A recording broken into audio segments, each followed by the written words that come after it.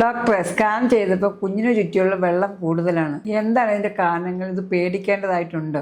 ഞാൻ doctor Lissamma Joseph, senior consultant gynaecologist and laparoscopic surgeon, Ernakulam medical centre. സ്കാനിങ്ങിൽ കുഞ്ഞിനെ ചുറ്റിയുള്ള വെള്ളം കൂടുതലാണ്. അത് പറയുന്ന പോളിഹൈഡ്രാമിനോസ് എന്ന് പറയും. കുഞ്ഞുങ്ങളുടെ ചുറ്റുമുള്ള ഫ്ലൂയിഡിനാണ് ആംനിയോട്ടിക് ഫ്ലൂയിഡ് എന്ന് പറയുന്നത്.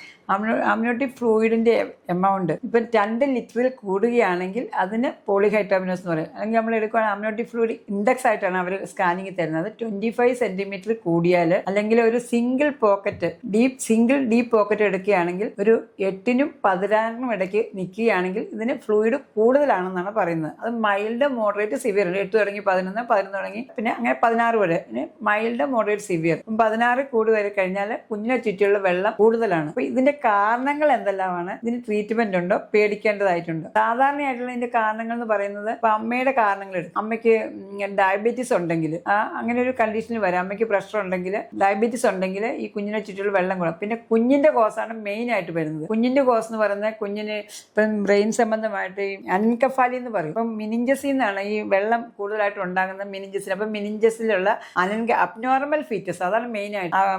മിനിഞ്ചോ മൈലോസിൽ നട്ടലിന്റെ അകത്ത് വരുന്ന ഓരോ ഇതാണ് മിനിഞ്ചസ് എന്ന് പറഞ്ഞാൽ. മിനിഞ്ചോ മൈലോസിൽ കുഞ്ഞിന്റെ ബ്രെയിൻ സ്പൈനൽ കോഡിലുള്ള മെമ്പറൈൻ എക്സ്പോസ് ചെയ്യുമ്പോൾ കൂടുതൽ ഫ്ലൂയിഡ് ആംനിയോട്ടിക് കാവിറ്റിയിലേക്ക് വരും. അതിനാണ് കുഞ്ഞിന്റെ അബ്നോർമാലിറ്റി എന്ന് പറയുന്നത്. വേറൊന്ന്, കുഞ്ഞ് സാധാരണ ആംനിയോട്ടിക് ഫ്ലൂയിഡ് എന്ന് പറഞ്ഞാൽ കുഞ്ഞുങ്ങളിൽ വെള്ളം വരുന്നത് വിഴുങ്ങുവാണ് ചെയ്യുന്നത്. അപ്പം വിഴുങ്ങാൻ ചെയ്യാൻ സാധിക്കാത്ത ഒരു കണ്ടീഷനാണെങ്കിൽ ഇവിടെ ഒരു മുഴയുണ്ടെങ്കിൽ സിസ്റ്റിക് ഹൈഗ്രോമ, അല്ലെങ്കിൽ ഈ ഇസോഫാഗസ് നമ്മളെ വിഴുങ്ങുമ്പോൾ കുടലിന്റെ ഇവിടെ എന്തെങ്കിലും അട്രീസിയ ഉണ്ടെങ്കിൽ അത് ചുരുങ്ങിയിരിക്കുകയാണെങ്കിൽ, ഡിയോഡിനത്തിൽ എന്തെങ്കിലും കണ്ടിന്യൂറ്റി ഇല്ലെങ്കിൽ അത് ഇസോഫാഗൽ അട്രീസിയ എന്ന് പറയും. അപ്പോഴും ഇതിന്റെ ഇത് കുറഞ്ഞു പോകും. പിന്നെ നമ്മൾ ഈ ഫ്ലൂയിഡ് വരുന്ന വേറൊരു കണ്ടീഷനാണ് മൂത്രം ഒഴിക്കുക എന്ന് പറയും. ഈ ഫ്ലൂയിഡ് വിഴുങ്ങിയിട്ട് കുഞ്ഞ് മൂത്രമായിട്ട് ഇത് പുറത്തേക്ക് വരും. അപ്പം കൂടുതലായിട്ട് മൂത്രം വരികയാണ്, പോളിയൂറിയ എന്ന് പറയും. കുഞ്ഞ് കൂടുതൽ മൂത്രം ഒഴിച്ചിട്ട് ആന്റി ഡയബറ്റിക് ഹോർമോണിന്റെ എഫക്റ്റ് കുറഞ്ഞാലും മിനിഞ്ചസ് ബ്രെയിനിൽ എന്തെങ്കിലും കുഴപ്പമുണ്ടെങ്കിൽ ആ ഹോർമോണിന്റെ എഫക്റ്റ് കൊണ്ട്, അല്ലെങ്കിൽ പോളിസിസ്റ്റിക് കിഡ്നി ഉണ്ടെങ്കിൽ, ഇങ്ങനെയെല്ലാം കേസ് വരുമ്പോഴത്തേക്കും ഇതിന്റെ ഈ ഫ്ലൂയിഡ് വളരെ കൂടുതലായിട്ട് വരും. ഈ കൂടുതലായിട്ട് വരുമ്പോൾ അമ്മയുടെ കോസ് കൊണ്ട് വരാം. പിന്നെ മറുപടിയുടെ കോസ് കൊണ്ട് പ്ലസന്റൽ ആൻജിയോമ എന്ന് പറയും. പ്ലസന്റയ്ക്ക് എന്തെങ്കിലും ഒരു കുഴപ്പമുണ്ടെങ്കിൽ, പിന്നെ ട്വിൻ പ്രഗ്നൻസി ആണെങ്കിൽ മൾട്ടിപ്പിൾ പ്രഗ്നൻസിയിൽ എപ്പോഴും ഫ്ലൂയിഡ് കൂടുതലായിരിക്കും. സർഫസ് ഏരിയ കൂടുന്ന 2 പിള്ളേരുടെ ഇതുള്ളത് കൊണ്ട്. അപ്പം ട്വിൻ പ്രഗ്നൻസി അല്ലെങ്കിൽ ട്രിപ്പിലറ്റ് ആണെങ്കിൽ അങ്ങനെയുള്ള കേസിൽ, ഡയബറ്റീസിൽ, പിന്നെ ഈ അമ്മയ്ക്ക് തന്നെ എന്തെങ്കിലും ഡിസീസ് ഒക്കെ ഉണ്ടെങ്കിലും, പലതരം ഡിസീസ് ഉണ്ടെങ്കിലും ഈ ഫ്ലൂയിഡ് കൂടുതലായിട്ട് വരാം. ഇങ്ങനെ വന്നു കഴിഞ്ഞാൽ എങ്ങനെയാണ് ഇത് കണ്ടുപിടിക്കുന്നത്? ഒന്ന് പേഷ്യന്റ് തന്നെ പറയും, എനിക്ക് ശ്വാസം മുട്ടുന്നു, എന്റെ വയറ് ഒത്തിരി കൂടുതലാണെന്ന് നാട്ടുകാർ പറഞ്ഞു എന്നൊക്കെ പറഞ്ഞാണ് ഇവർ വരുന്നത്. അവിടെ വയറ് നോക്കുമ്പോൾ സൈസ് കൂടുതലായിരിക്കും, ഫ്ലൂയിഡിന്റെ. അതുപോലെ തന്നെ അവർക്കൊരു എംബാരസ്മെന്റ് ഉണ്ട്, ഈ ലങ്സിലേക്ക് പ്രഷർ എഫക്ട് വരുന്നതുകൊണ്ട് ശ്വാസം മുട്ടുന്നതായിട്ട് വരും. ഇങ്ങനെ വരുമ്പോൾ നമ്മൾ എക്സാം ചെയ്യുമ്പോൾ നമുക്ക് കുഞ്ഞിന്റെ പാർട്സ് കറക്റ്റ് ആയിട്ട് കിട്ടണമെന്നില്ല. കുഞ്ഞു കൂടുതലുള്ളതുകൊണ്ട് ആ ഫീലിംഗ് വെള്ളത്തിന്റെ ഫീലിംഗ് നമുക്ക് അറിയാൻ പറ്റും. അപ്പൊ ഇങ്ങനെ വരുമ്പോൾ സ്കാൻ ചെയ്ത് നോക്കിയിട്ട് അത് ഏത് കണ്ടീഷനാണ്, ട്വിൻസ് ഉണ്ടോ, സിംഗിൾ ബേബി ആണോ, വേറെ എന്തെങ്കിലും കോസ് ഉണ്ടോ, അല്ലെങ്കിൽ ബ്ലഡ് ചെക്ക് ചെയ്തിട്ട് ഡയബറ്റീസ് ഉണ്ടോ, എന്താണ് ഇതിന്റെ കാരണം. അനോമലി സ്കാൻ നമ്മൾ ചെയ്യുന്നത് കുഞ്ഞിന്റെ ബ്രെയിൻ എന്തെങ്കിലും പ്രോബ്ലം ഉണ്ടോ, സ്പൈനൽ കോഡിന് എന്തെങ്കിലും പ്രോബ്ലം ഉണ്ടോ, സിസ്റ്റിക് ഹൈഗ്രാമ ഉണ്ടോ, ഇങ്ങനെ കുറെ കാര്യങ്ങൾ നമ്മൾ സ്കാനിൽ നിന്ന് കണ്ടുപിടിച്ച് അതിന്റെ കോസ് റൂൾ ഔട്ട് ചെയ്യും. റൂൾ ഔട്ട് ചെയ്ത് കഴിഞ്ഞാൽ ഇതിന്റെ ട്രീറ്റ്മെന്റ് എന്ന് പറയുന്നത് നമ്മൾ കറക്റ്റ് ആയിട്ട് ഫോളോ അപ്പ് ചെയ്താൽ മതി. ഫോളോ അപ്പ് എന്ന് പറയുന്നത് കുഞ്ഞിന്റെ ഹാർട്ട് ബീറ്റും നമ്മൾ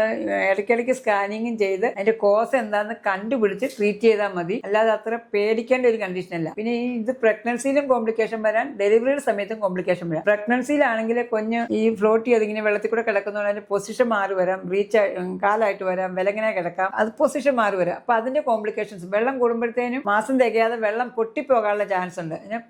PPROM എന്നതിന് പറയുന്നത്. അതുപോലെ തന്നെ മാസം തികയാതെ പ്രസവിക്കാനുള്ള ചാൻസ് ഉണ്ട്. മാസം തികയാതെ പ്രസവിച്ചാൽ കുഞ്ഞിന് അതിന്റെ എല്ലാ കോംപ്ലിക്കേഷൻസ് വരാം. ഡെലിവറിക്ക് വെക്കുകയാണെങ്കിൽ നമ്മൾ ഡെലിവറി സമയത്ത് ചിലപ്പോൾ ഈ വെള്ളത്തിന്റെ കൂടെ ഈ വെള്ളം താഴോട്ട് പോകുന്നതുകൊണ്ട് തന്നെ നമ്മൾ അമ്പിളിക്കൽ കോഡ്, പുക്കൾ കൂടി പുറത്തേക്ക് വേണ്ടി പുക്കൾ കോഡ് പ്രൊലാപ്സ് എന്ന് പറയാം. അതുപോലെ മറുപിള്ള പെട്ടെന്ന് വിട്ടുപോയിട്ട് അബ്രപ്ഷ്യോ പ്ലസന്റ എന്ന് പറയാം. അപ്പം പ്രസവ സമയത്തും അങ്ങനത്തെ കോംപ്ലിക്കേഷൻസ് വരാം. അപ്പോൾ നമ്മൾ സിസേറിയൻ എടുക്കാനുള്ള ചാൻസ് വളരെ കൂടുതലാണ്. സിസേറിയൻ എടുത്തു കഴിഞ്ഞാൽ, സിസേറിയൻ കഴിഞ്ഞും അവർക്ക് ഈ യൂട്ടസ് ഇത്രയുള്ള അറ്റോണിക് PPH ഉണ്ടാകാം. യൂട്ടസിന്റെ സൈസ് കൂടുതലായതുകൊണ്ട്, ഫ്ലൂയിഡ് ഉള്ളതുകൊണ്ട് പിരിങ്ങാൻ പ്രയാസം വരാം. പോസ്റ്റ് പാർട്ടം ഹെമറേജ് എന്ന് പറയും. ഭയങ്കരമായിട്ട് ബ്ലീഡിങ് വേണം ഉണ്ടാകാം. അപ്പം ബ്ലഡ് ട്രാൻസ്ഫ്യൂഷൻ കൊടുക്കാം. പിന്നെ ഈ യൂട്ടസ് നേരെ ചുരുങ്ങി പൂർവ്വസ്ഥിതിയിലേക്ക് വരാൻ ഇൻഫെക്ഷൻസ് വേണം വരാം. അങ്ങനത്തെ കോംപ്ലിക്കേഷൻസ് എല്ലാം ഉണ്ടാകാം. ഓപ്പറേറ്റീവ് ഡെലിവറി വരാം, ഫോർസെപ്സ് വാക്വം ഡെലിവറി വരാം, അതിന്റെ കോംപ്ലിക്കേഷൻസ് വരാം. അതിനൊന്നും പേടിക്കേണ്ട ആവശ്യമില്ല. കറക്റ്റ് ആയിട്ട് കണ്ടുപിടിച്ച് ആ കൺസൾട്ടന്റ് ഡോക്ടർ പറയുന്ന അനുസരിച്ച് ചെയ്താൽ മതി. ഒരു നിയോറ്റോളജി ഫെസിലിറ്റീസ് ഉള്ള ഒരു ഹോസ്പിറ്റലായിരിക്കണം ഡെലിവറി ചെയ്യേണ്ടത്. Thank you.